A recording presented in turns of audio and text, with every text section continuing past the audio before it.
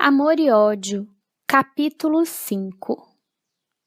Gaston de Saint-Pierre arrendara em Paris o primeiro andar de um vasto e nobre edifício da Rua de Lafayette, ali passando a residir. Tratava-se de um bairro comercial, e a constante agitação das classes laboriosas movimentava-o até as primeiras horas da noite. Não existia nessa rua qualquer residência senhorial que indicasse a presença de um aristocrata. Mas d'Aberville não chegara a se impressionar seriamente com mais esse episódio de sua já acidentada vida. Pesava-lhe, é certo, a diferença do ambiente, pois fora brusca a mudança do aristocrático palácio de Saint-Germain para a muito prosaica Rua de Lafayette. Para quem, como ele próprio, fulgira entre os mais notáveis astros da aristocracia, o modesto primeiro andar, onde agora residia, seria humilhante. Todavia, esse jovem, em cujo caráter seus detratores teimavam em descobrir tendências negativas, trazia nos refolhos da alma preciosas inclinações para o bem que principiavam a germinar. O homem vulgar, cuja mentalidade se turva das trevas profundas dos preconceitos primitivos, alcança e aceita somente aquilo que brutalmente se impõe por formas ou atos exteriores, na objetividade passageira das circunstâncias do momento.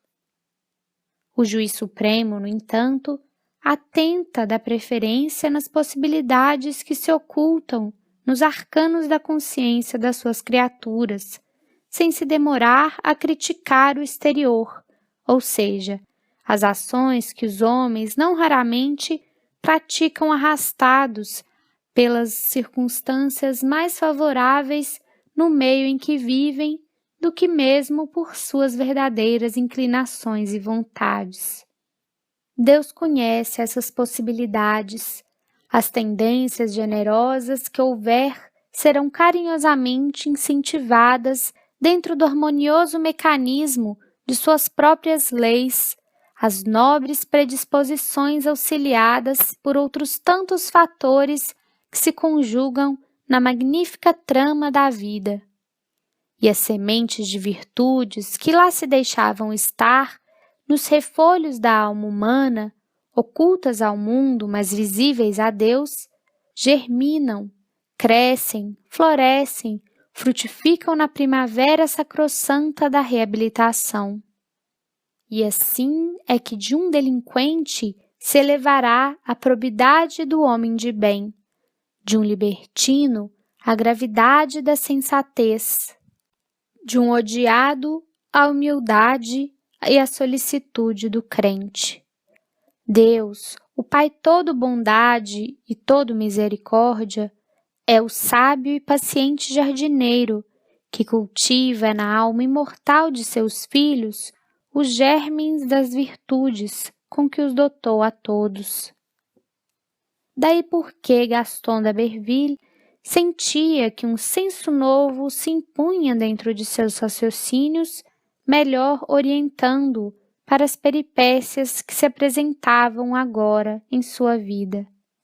Aliás, que lhe restaria fazer se não resignar-se à vida de seu novo bairro? Não era ele próprio agora comerciante também? Não era trabalho exaustivo das preocupações profundas de homem de negócios, de esforços junto a burgueses laboriosos que estava vivendo, contando reabilitar-se financeiramente a fim de reconquistar posição para ofuscar de Lacordaire e dele receber Henriette? Porventura aqueles burgueses simples, trabalhadores honrados, almas temperadas no cadinho de pejas rudes, não se mostravam seus amigos desinteressados, sabendo que já bem pouco possuía, recebendo-o amistosamente em seu meio, despreocupados da sua reputação de fidalgo? Outrora, conquanto esposando ideias liberais, longe se julgava de ombrear-se a homens como estes, que agora o serviam nas críticas circunstâncias em que se encontrava. Reconhecia-os agora nobres e probos. Admirava-os. Grandiosa qualidade reconhecia que era no coração de um ser humano a ausência do orgulho de casta. Preocupado com estas ilações do próprio raciocínio, porém, resignado, sentiu-se bem na singelez do seu primeiro andar. Aliás, seu bom gosto de artista, os desvelos de seu criado de quarto, que jamais abandonaria o amo, e a solicitude materna, que lhe provera as malas de tudo o que fosse útil e agradável, transformaram sua casa em habitação encantadora, a qual nem mesmo faltava o encanto de alguns tabuleiros ricamente floridos ao longo do terraço, transformando-o em aprazível jardim suspenso. Entregara-se então, com labor digno de elogios, às atividades da sua associação e embrenhava-se no mundo das finanças internacionais, interessando-se pelos produtos de toda a natureza. O senso de responsabilidade apresentou-se inspirado pelo trabalho e, despertando-lhe brios novos, serenamente encaminhou-se ao cumprimento dos deveres profissionais. O valor construtivo de que era capaz revelou-se por meio das meritórias e abençoadas lutas inerentes ao trabalho cotidiano, mostrando admiráveis qualidades que jaziam adormecidas em seu caráter. E Gaston então reconheceu o quanto era superior e digno para um homem o fato de viver à sua própria custa, sob a proteção de seu trabalho. Amava seus labores e reconhecia-lhe os encantos. Sua alma de grande idealista perfumara-os de generosos aspectos de múltiplos atrativos. Reconhecia em seus afazeres um amigo que o guiava sincera e desinteressadamente. Deles fizeram uma individualidade digna de ser amada e respeitada, visto que lhe oferecera socorro em ocasião adversa. O pobre marquês, porém, apesar de tudo, sofria. As horas de repouso tornavam-os de sabores e as apreensões do coração avultavam amargurosas e desconcertantes. Todas as noites, findos afazeres e muitas vezes fatigado, Gaston entregava-se ao repouso e, dando asas à meditação, aprazia-se em reler páginas do amado livro das recordações. Os bosques de Saint-Pierre, com seus espinheiros cheirosos e as macieiras fecundas, os lagos e jardins de Sainte-Croix, onde desfrutara horas suavíssimas ao lado de Henriette, eram recordações que ele invocava fielmente, cruciando-se de saudades, vibrando as mesmas dulcíssimas emoções experimentadas então. Mas nem sempre as páginas desse livro sentimental apresentavam detalhes assim fagueiros e confortadores. A lembrança da humilhação infligida por Delacordaire revoltava-se, o coração contundido, envergonhado frente a si próprio, vendo-se obrigado a acovardar-se por circunstâncias irremovíveis no momento. Então, o coração opresso, a mente torturada pelo clamor angustiante de inelutáveis elucubrações, levantava-se agitado e como que irradiando emoções superiores. Empunhava a harpa, a qual amava com a veneração do verdadeiro artista, ou sentava-se ao piano. A inspiração descia do infinito para orvalhar-lhe a alma com ondas de ritmos arrebatadores e puros, levando-o a transvasar para a música a dor que o lacerava, assim criando melodias divinas, sonatas ou romanzas, árias ou prelúdios, que seriam eloquentes expressões da arte formosa e incomparável. De outras vezes, preferia sentar-se à secretária e escrever. Tomava da grande pluma e traçava em versos maviosos encantadores poemas bucólicos, elegias mimosas, romances sugestivos ou tenros, os quais, ainda por ele, adaptados à melodia anteriormente imaginada, dele faziam um admirável intérprete das duas artes divinas, música e poesia. Um mês depois de se haver instalado novamente em Paris, Gaston de Saint-Pierre dirigiu-se a Rouen, a fim de visitar sua jovem prometida. Não conhecia as ordens do Visconde a respeito da filha. Julgara, portanto, possível vê-la facilmente, e ansioso sob a impetuosidade do seu caráter ardoroso e inquieto, já se imaginava contemplando-a, enternecido à lembrança do encanto irresistível que irradiava de toda a pessoa de sua bem-amada.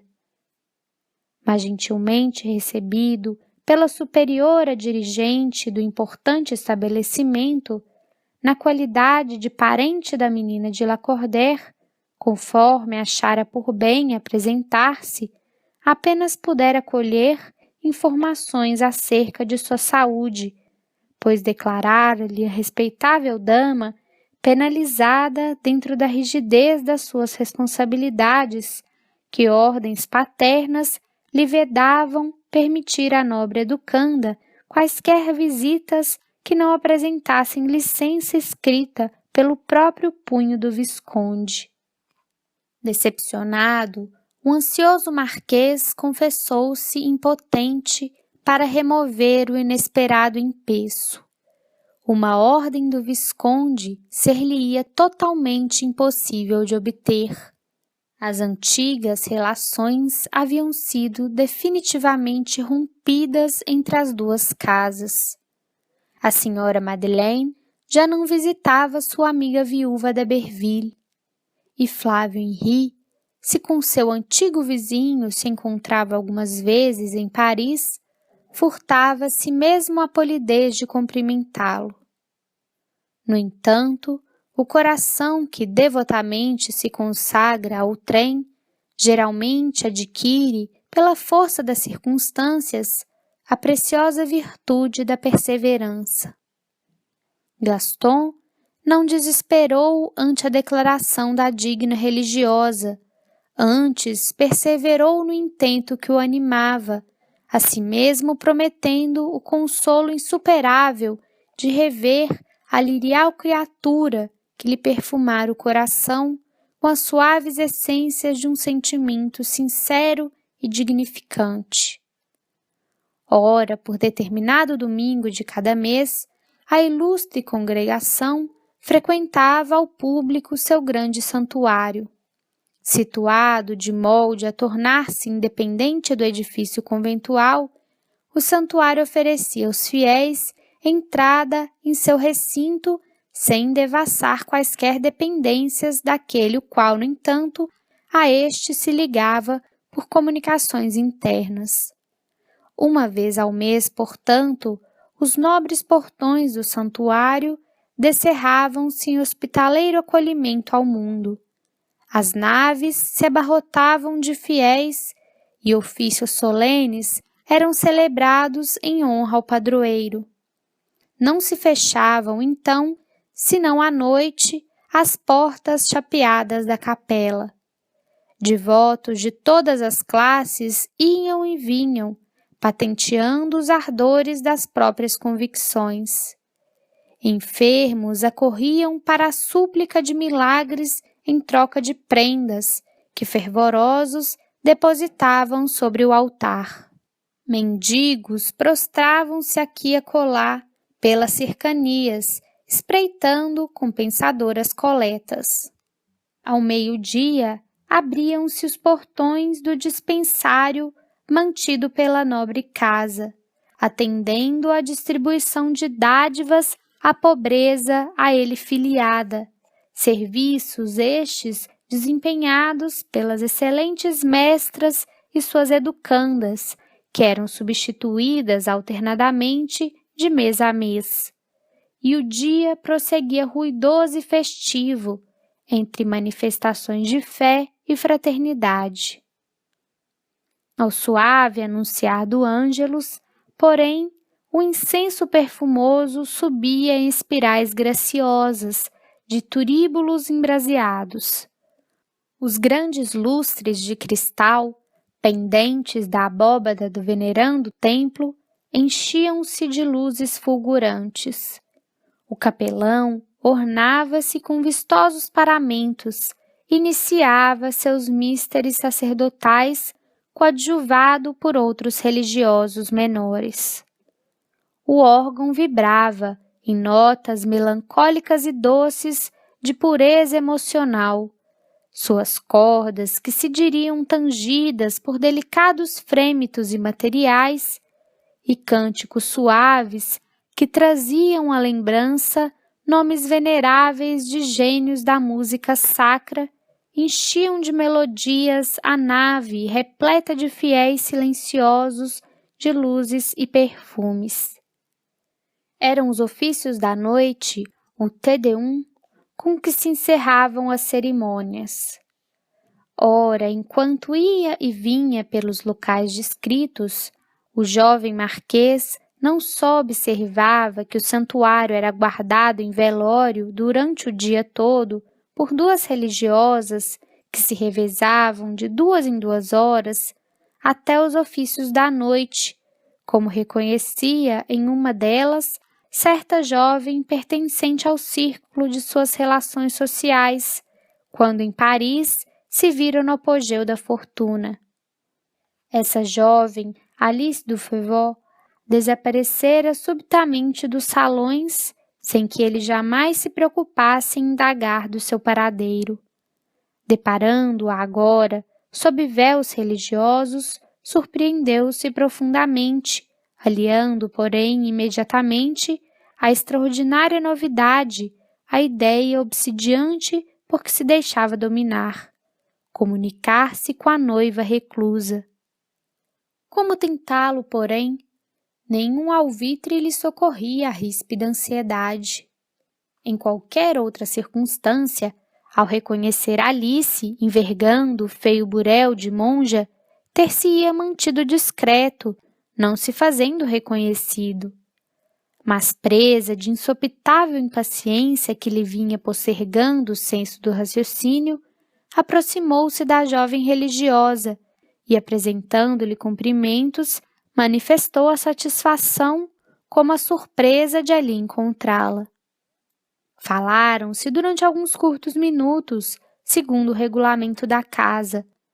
Não obstante, no decorrer da curta palestra, nada mais se atreveu solicitar, senão informações quanto ao domingo seguinte, obtendo como resposta a desalentadora notícia de que apenas uma vez em cada mês se realizavam as mesmas festividades.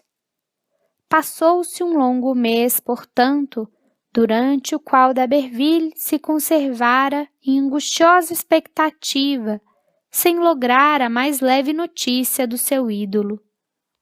Sob o império de enervantes induções, viu chegar finalmente a data para a nova peregrinação a Rouen.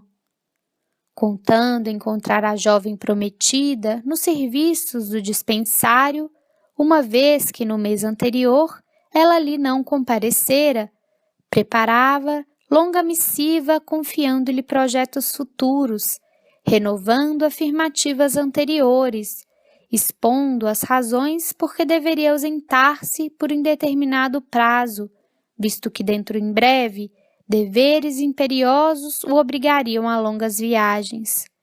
Entretanto, chegando ao dispensário e ali se demorando durante todo o tempo da distribuição das dádivas, não logrou satisfação para a ansiosa expectativa que trouxera.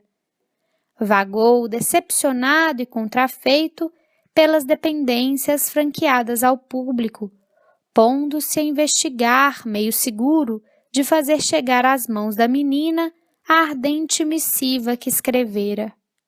Compreendendo, apreensivo, que o sol declinava e as primeiras tonalidades do crepúsculo não tardariam a se apresentar, dando ocasião a que no santuário se iniciassem as cerimônias da noite, decidiu-se o moço marquês à mais ousada tentativa que nesta tarde de ansiosa expectação sua mente rescaldante lhe poderia surgir. Alice du Feuval servia no plantão do santuário junto a uma religiosa de idade avançada, a qual não levantava jamais os olhos do livro de orações, enquanto ela própria se repartia na vigilância de praxe. Nada mais simples, portanto, do que aproximar-se e pedir-lhe auxílio. Sentia temerário intento. Qualquer ação, porém, urgia tentar, impondo-se ao marasmo a que se reduzira seu caso sentimental. Disposto a tudo, enervado ante a cansativa espera, acercou-se da freira, que preparava círios para um altar, e falou respeitoso ao passo que ela se perturbava, tornando-se ainda mais lívida. Minha boa irmã, vede diante de vós um homem desesperado, cuja única esperança se encontra na bondade que irradia das vossas atitudes. Comovida, a jovem freira balbuciou, percebendo que o fidalgo se interrompia. Explicai-vos, Senhor, e vereis se me será permitido aliviar as agruras do aflito que na casa do Senhor suplica mercê obrigado. Dizei-me, conheceis entre as alunas confiadas esta nobre instituição a menina Henriette Flavie de la Cordaire? Sim, conheço-a, e até estimo particularmente. É uma das mais benquistas educandas do Sacré-Cœur. E seria possível, boa irmã, confiar-vos um segredo, contar com vosso auxílio e discrição para me poder dirigir à menina de la Cordaire ao menos uma única vez, enviando-lhe uma missiva por vosso intermédio? A noviça sobressaltou-se. Com que direito? Respondeu severa. Falai-me desta forma? Sabeis que me propondes a cumplicidade de um crime? Mas o antigo príncipe das salas revidou serenamente, acentuando as palavras com o sentimento que a ocasião exigia. Tomo Deus por testemunha da honestidade dos meus propósitos, Mademoiselle du Feuval. Vós me conheceste noutro tempo. Compreendereis, portanto, que não seria leviandade que aqui me acho, suplicando um favor que saberei agradecer. Eu e a menina de la Cordaire nos amamos há já algum tempo. Não obstante, a negativa do Sr. Visconde seu pai proíbe-nos a ventura das justas aspirações do coração. Tenho necessidade de viajar, de deixar a França por indeterminado prazo. Pesa-me, porém, afastar-me sem que me possa entender com ela acerca do nosso futuro. Ó, minha senhora, por quem sois, vejo a mesma bondade de outrora em vosso olhar. Ajudai-nos. Dizei-me que compreendeis o suplício que nos crucia. Concordai em levar a Henriette essa missiva. Dizei que fareis tal sacrifício para alívio de um coração rijamente lacerado que vos procurou como derradeira esperança. Assustada, a pobre freira circunvagou o olhar desvairado em derredor, investigando se não foram por outrem ouvidas as palavras a ela dirigidas, enquanto trêmula protestou. Não sabeis o que pedi, seu marquês. Oh, por quem sois, retirai-vos. Buscai outro meio. Esse é impossível, não posso. Todavia, Gaston insistia, forçando a conversação que se prolongava para maior constrangimento da ansiosa monja.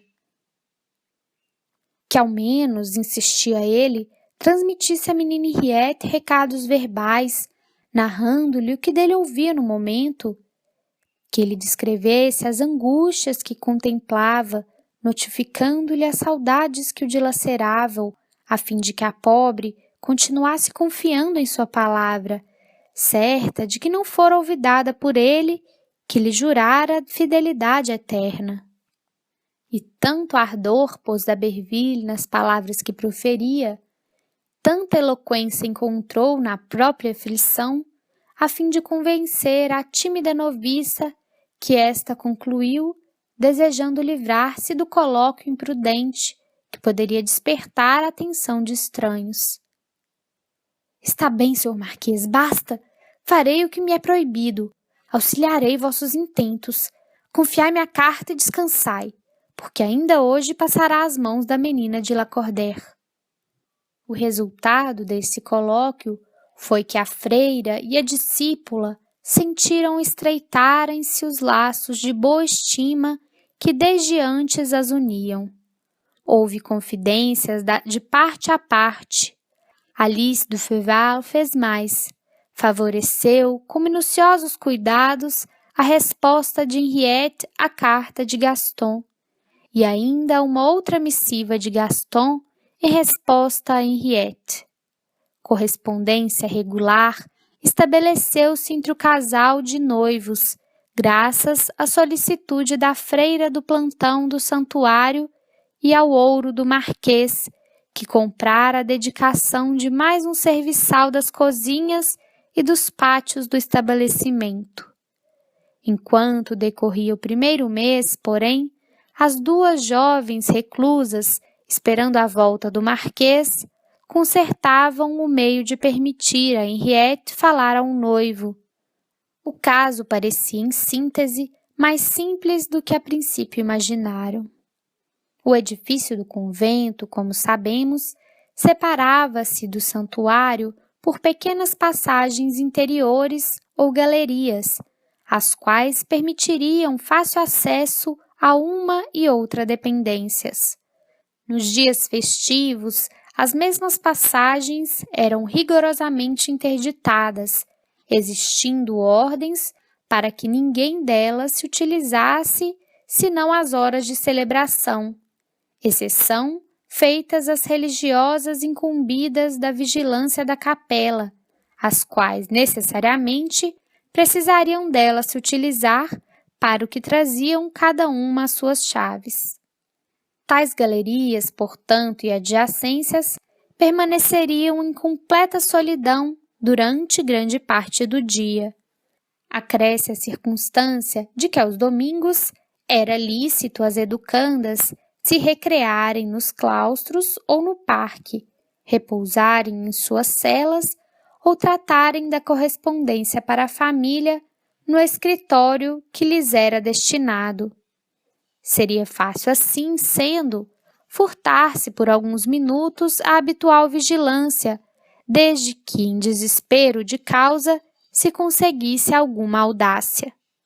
Ademais, certas de que uma comunicação com o exterior seria inverossímil, as boas monjas jamais admitiriam a hipótese de que um enredo se tramasse dentro dos seus muros a fim de consegui-lo, e ainda menos que tal intento fosse produto do cérebro de uma nóvel serva tão tímida como Alice e de uma das mais conceituadas discípulas que o colégio se honrava em de hospedar.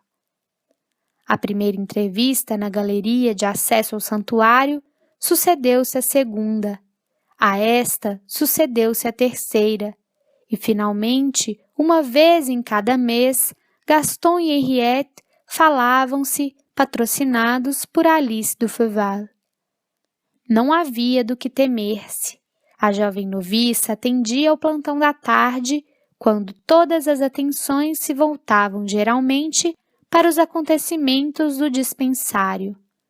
No intervalo que a ela e à velha companheira permitia descanso, porém, era o recinto velado por outras duas religiosas que se revezavam com aquelas.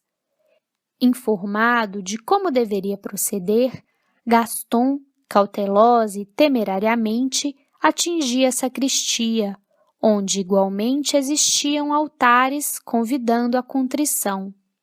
Inteirava-se da passagem que levava ao local determinado e encontrava-se com a noiva, que no momento exato burlava as vigilâncias internas, intrometendo-se pelos labirintos de corredores e galerias que levavam à sacristia.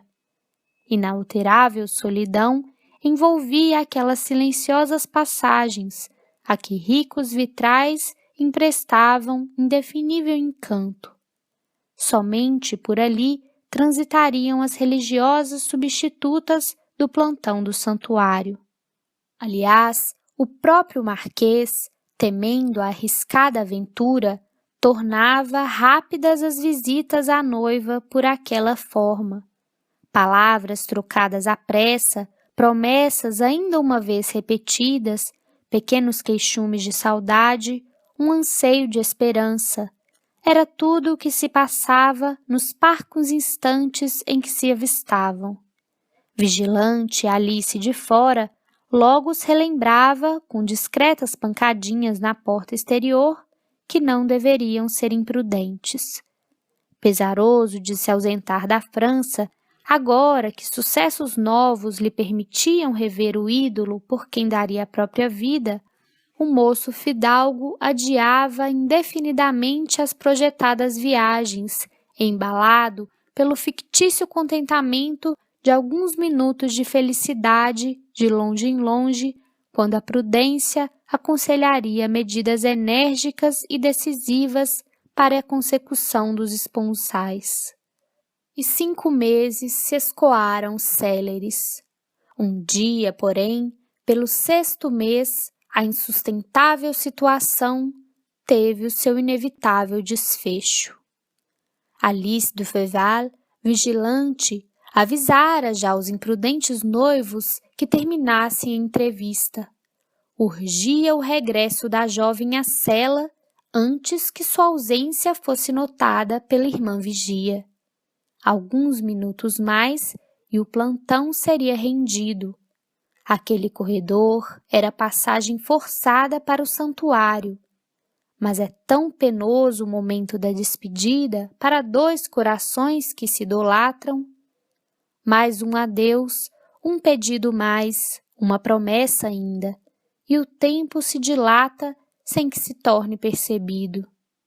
Inquieta a jovem noviça, observando que Gaston tardava em aparecer de volta ao santuário, vai, pela 2ª vez, adverti-los de que se apressem, fazendo soar as pancadinhas convencionais na porta que dá para a sacristia. Custava-lhes, porém, sobremodo, o se separarem naquele dia. Sobre seus corações apreensivos estendia-se esse véu sombrio de inexplicável amargura, criador de funestos pressentimentos que comumente precede os acontecimentos decisivos. Henriette chorava. Ansioso e enternecido, o belo marquês encorajava com protestos de esperança, desencorajado por sua vez de afastar-se, deixando-a presa de tão inquietante desânimo. De súbito, suas atenções se voltaram para o insólito rumor de passos e vozes abafadas, que se fizeram sentir na galeria maior, que inevitavelmente se comunicava com aquela onde se achavam. Impossível tentar ocultar-se, passando a sacristia e ganhando de qualquer forma o corpo da capela, porque acabavam de assomar no extremo da galeria, bem à frente deles, 2 religiosas que renderiam um plantão. Aterrada, fora de si, a pobre menina refugia-se atrás do marquês, o qual a ampara suavemente pelo braço, avaliando a gravidade do momento e disposto a enfrentá-lo. Vendo-os, as duas mulheres soltaram um grito de surpresa, e o primeiro gesto que tiveram foi o de retornarem ao sítio de onde haviam saído. Mas fora indecisão passageira. O fato de ali surpreenderem uma educanda envergando o traje especial do internato, acompanhada de um cavalheiro, encheu-as de estupor, permitindo-lhes coragem para a reação. Investiram novamente e então, exaltadas por justa indignação, vociferaram enquanto arrebataram Henriette de ao lado do marquês. Mademoiselle, oh, o que significa isto? Como chegastes até aqui? Como ousaste, cavalheiro? Quem sois? E como pudestes profanar este recinto? Seguiu-se um momento de confusão. Aturdido pelo assombro, o próprio Gaston não soube de momento desculpar-se e desculpar Henriette. Esta, por sua vez, mortalmente pálida, tremia como varas de junco, parecendo querer desmaiar a cada instante. Finalmente, o próprio marquês, dominando-se, falou com respeitoso cumprimento. Apenas eu sou o culpado desta infração, minhas senhoras. Conduzi-me à presença de vossa Madre Superiora. A ela procurarei explicar. Retirai-vos desta casa, senhor, foi a única resposta. Sois indigno de permanecer sob os umbrais do Sacré-Cœur. Gaston fez um gesto respeitoso e afastou-se, reconhecendo que as boas monjas estavam com a razão, enquanto as pesadas portas atrás dele se fecharam com estrondo.